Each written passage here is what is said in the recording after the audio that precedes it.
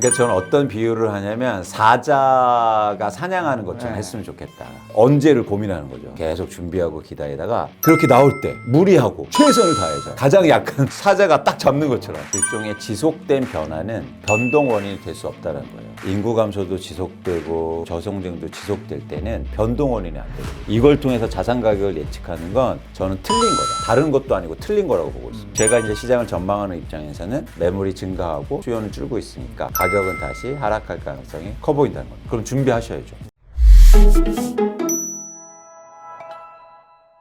안녕하십니까. 셀코TV 구독자 그리고 시청자 여러분. 이광수 대표와 부동산 얘기 나누고 있는데요. 대표님께 사람들이 제일 많이 하는 질문은 뭐예요?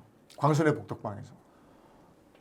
사실 내 집 마련을 해야 되는데 뭐 어디를 해야 되냐 뭐 이런 질문이 상당히 많고, 근데 이제 질문의 종류가 전 있다고 보거든요. 뭐냐면 이런 거죠. 대표적으로 중요한 질문과 긴급한 질문이 있죠. 그래서 예를 들어 저한테 이제 질문하시는데, 전세 대출 받아야 되는데 당장 계약하고 대출 받아야 되는데 고정금리가 좋을까요? 변동금리가 좋을까요? 이건 중요하고도 긴급한 질문입니다. 그런데 전 여러분들이 어느 질문에 더 관심을 가지셨으면 좋겠냐면, 중요한데 긴급하지 않는 질문. 예를 들어서 이거죠.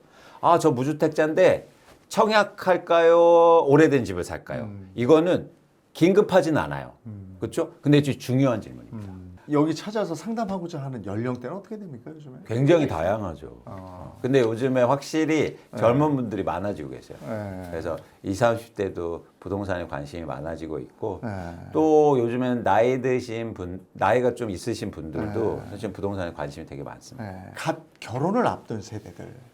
이게 당장 어디서 뭐 살아야 될 거 아니에요. 예전처럼 부모님 집에서 사는 친구들은 거의 없으니까.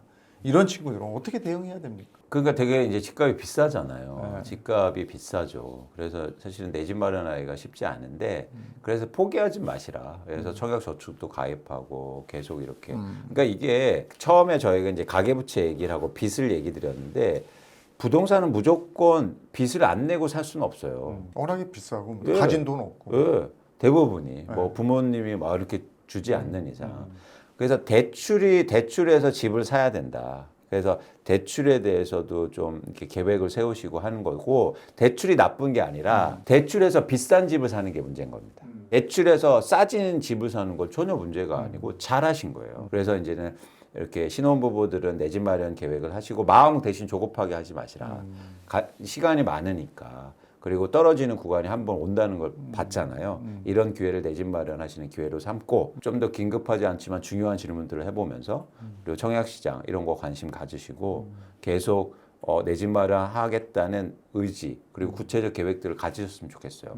그냥 너무 집값이 비싸 아무것도 안 하면 안 된다. 충분히 돈이 없어도 집은 살 수 있다. 그러니까 내가 내 수준에 맞춰서 그냥 이 지역에 그냥 사야지 하고 나하고 타협하는 거죠. 지역하고 타협하는 거예요.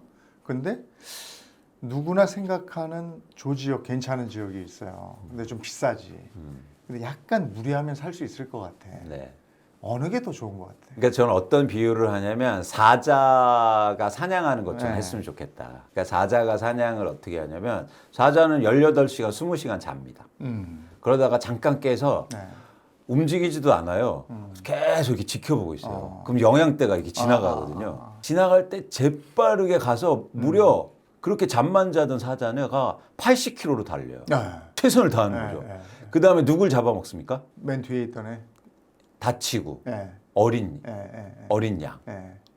사실 저는 여러분들 내 집 마련인데 이런 전략을 써보시라. 언제를 고민하는 거죠. 그래서 계속 준비하고 기다리다가 그렇게 나올 때 분명히 나오거든요. 좋은 지역도 나와요. 나올 때 최선을 다한다는 건 뭐예요? 낚아채야지. 그렇죠. 무리하고 최선을 다해서 가장 약한.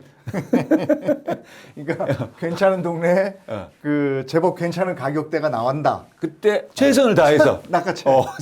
사자가 딱 잡는 것처럼. 부동산 시장이 사실 어떻게 보면 굉장히 오랜 기간 침체로 빠질 것이다라는 예측도 있었는데, 뭐 정책도 정책이었겠지만, 그러니까 요즘 젊은 세대들이 부동산보다는 주식 쪽으로 많이 했던 세대잖아요. 그러니까 반등의 기미가 보이니까 이때 잡아챈다고 지금 들어가는 사람이 많은 것 같거든요. 그렇죠. 근데 그게 그 수요가 예를 들어서 젊은 세대라고 말씀하셨는데, 사고 싶은 사람은 많죠. 근데 살 수가 없어요. 우리가 수요라는 건 사실은 예를 들어서 살 수 있는 능력의 수요를 얘기해야 되죠. 뭐 이렇게 얘기하는 분들이 많아요. 다 강남 살고 싶어 하지? 그래서 강남 집값은 안 빠지는 거야. 그 얘기는 틀린 얘기예요. 다 사고 싶다고 해서 살 수 있는 게 아니라고요. 그래서 우리가 수요를 얘기할 때 능력이 들어가야 됩니다. 그러니까 비근한 예로 포르쉐 사고 싶죠. 네. 그래서 포르쉐 만드는 회사 임원들이 모여서 모든 사람들 우리 차 사고 싶으니까 무조건 생산 많이 해. 그렇게 안 하죠. 아니 근데 지금 그 부동산에서 그 얘기를 하고 있다고요. 그러니까 살 수 있는 능력을 감안하면 이렇게 가격이 오르면 수요가 줄어든다는 겁니다. 이런 얘기도 있어요. 요게 제가 적어왔는데 네. 비정상적인 부동산 시대의 종말이 오고 있다. 이제는 부동산으로 막 그렇게 큰 돈 벌 생각하지 마라. 뭐 이런 얘기인 것 같은데 이렇게 막 팍 올랐다 팍 떨어졌다 이런 거 안 온다. 이런 얘기인 것 같은데 여기에 대해서 어떻게 생각하세요? 저는 그렇게는 안 봐요. 예를 들어서 많이 떨어지면 많이 오를 거고 이게 덜 빠지면 좀 덜 오를 거고 그걸 이제 지금 보여주고 있는 거고 부동산 아까 이제 주식 말씀도 하셨는데 부동산은 주식하고 가장 틀린 게 강조하지만 사용 가치가 있다는 거예요. 그래서 뭐 계속 빠질 수가 없고 그리고 사용 가치가 있기 때문에 사용 가치 플러스 또 뭐가 있습니까? 사용하면서 투자할 수 있는 유일한 자산이에요. 네. 생각해 보세요. 쓰면서도 투자할 수 있는 게 없어요. 네. 그렇기 때문에 부동산은 사실은 이런 본질적인 속성을 없애지 않는 한 계속 저는 이런 변화를 겪을 수밖에 없다. 네. 그래서 가격도 오르고 또 떨어지기도 하고 이런 상황이 계속되고 고금도 그랬고 뭐 동서양도 다 똑같고 그런 차원에서 여러분들이 이런 말들은 좀 멀리 하셔라. 이런 막 종말 뭐 그리고 막 이런 거 있잖아요. 무시무시한 말들. 전 별로 좋아하지 않습니다. 아니 근데 왜 그랬냐면 항상 우리가 부동산 미래 예측을 할 때 지금 뭐 5년 정도만 봐라 이렇게 말씀하셨지만 미래 예측하시는 분들 보면 봐라 인구가 이렇게 줄어들고 있는데 지금 지역 소멸 심각한데 도시도 이제 그렇게 될 것이다. 그럼 뭐 그런 맥락에서 보면 집값이 언제까지 이렇게 확 올랐다가 뭐 이거 아니다 이렇게 보는 시각이거든요. 그러니까 저는 그게 그 일종의 지속된 변화는 변동 원인이 될 수 없다는 거예요. 그러니까 인구 감소도 지속되고 예를 들어서 저출산도 지속되고 저성장도 지속될 때는 변동 원인이 안 되거든요. 갑자기 저성장이 온 게 아니잖아요. 네. 그래서 이걸 통해서 자산 가격을 예측하는 건 저는 틀린 거다. 다른 것도 아니고 틀린 거라고 보고 있습니다. 예를 들어서 아까도 말씀드렸지만 우리나라 경제 성장률이 예전에 8%였어요. 네. 그러다 5%, 3%, 1%대로 간다는 거잖아요. 근데 우리나라 8%에서 5% 떨어졌을 때 사람들이 저성장이라고 했어요. 근데 지금 보니까 5%는 고성장이에요. 지속된 변화는 변동 원인이 아니라는 거죠. 그래서 여러분들이 그런 거에 너무 그러니까 학자분들은 그렇게 얘기할 수 있죠. 근데 우리는 현실 경제를 살아야 되잖아요. 집도 사야 되고 어쨌든 투자도 하는 관점에서는 변동 원인에 관심을 갖지 지속된 변화는 변동 원인이 될 수 없다는 겁니다. 요즘에 다시 이제 고가 예적금 상품이 나와요. 네.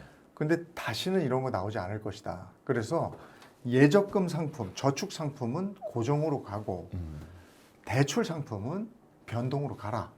이런 얘기가 쓰여져 있더라고요. 여기에 대해서 어떻게 생각하세요?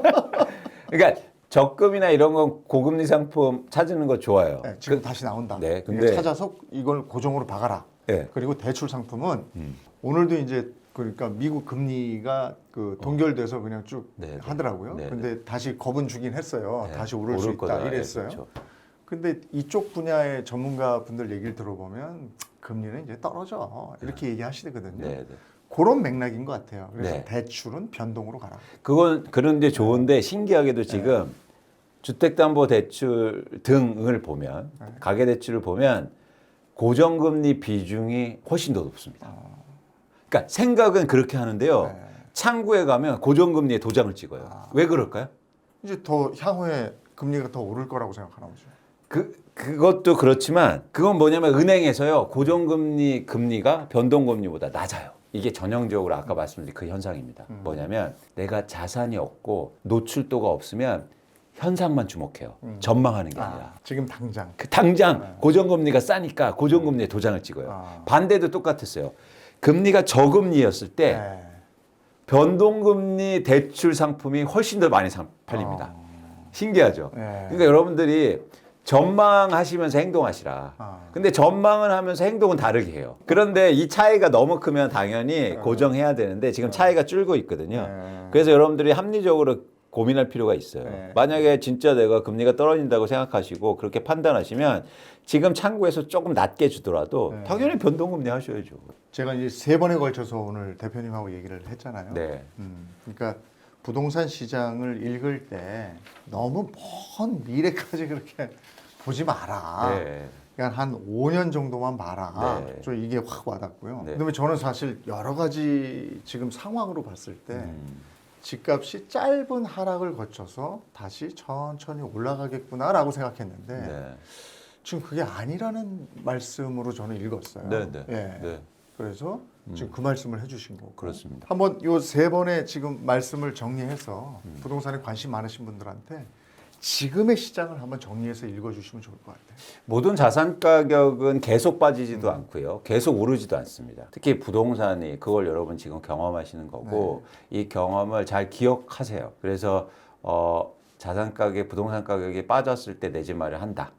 근데 그 신호가 시장 신호도 있지만 또 나의 예산과 그런 계획하고 맞물리는 지점이 오거든요. 그래서 여러분들이 꼭 그러셨으면 좋겠습니다. 빠졌을 때 내 집 마련 하셨으면 좋겠어요. 이게 왜냐면 우리나라가 자가 점유율이 너무 낮아요. 자기 집에 사는 비율이. 네. 그러니까 누군가 투자 목적으로 너무 집을 많이 갖고 있어요. 근데 이렇게 자산 가격이 출렁일 때 실제로 거주하는 사람들이 집을 많이 사잖아요. 그럼 대한민국 집값이 안정될 겁니다. 빠졌을 때는 집을 사라. 네.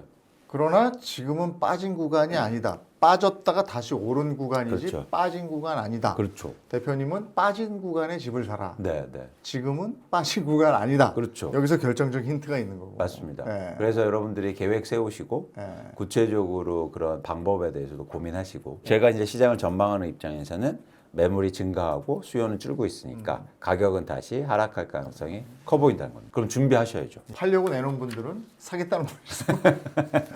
빨리 망설이지 말고. 가능하면. 왜냐면 그게 막 물이 있어서 무리하게 대출 일으켜서 집 사거나 네. 전세를 너무 많이 끼고 사셨다면. 네. 네. 알겠습니다. 광순의 북덕방 이광수 대표와 함께했습니다. 고맙습니다. 고맙습니다.